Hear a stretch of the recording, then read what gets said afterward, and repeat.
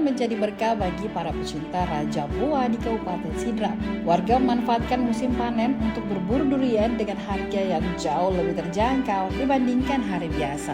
Salah satu lokasi yang diserbu pembeli yang berada di bahu Jalan Poros Sidrap Palopo, tepat di samping BTN Wesabe, Kelurahan Batu Lapak, Kecamatan Watangpulu, Kabupaten Sidrap.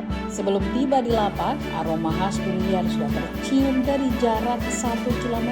Wangi buah yang kuat itu seolah menjadi penanda bagi para pengendara yang melintas. Tidak sedikit pengendara roda 2 maupun roda 4 yang menepi dan memarkir kendaraannya untuk sebentar.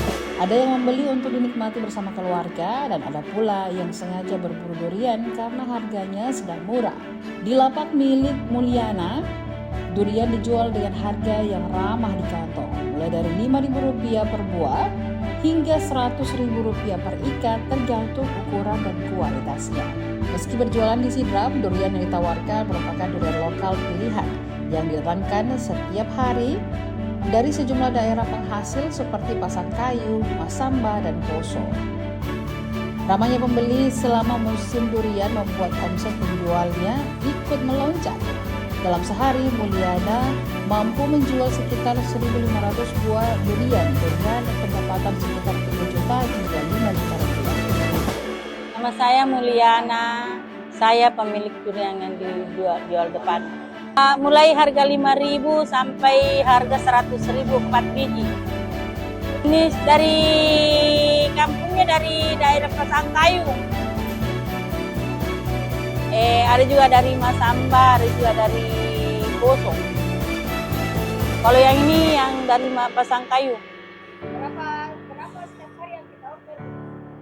Yang setiap harinya biasanya, kalau yang dari Masamba biasa 200 per hari. Kalau yang ini satu mobil pickup 1.000, lebih 1.000 biji. Alhamdulillah biasa habis, biasa tidak. Kalau ini kan belum habis. Omsetnya biasanya dapat 3 juta, 2 jutaan begitu. Dari 1.500 biji durian.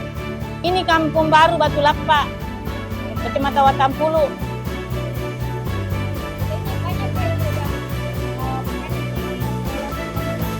Alhamdulillah banyak yang makan, banyak juga yang bawa pulang. Download Tribun X sekarang, menghadirkan lokal menjadi Indonesia.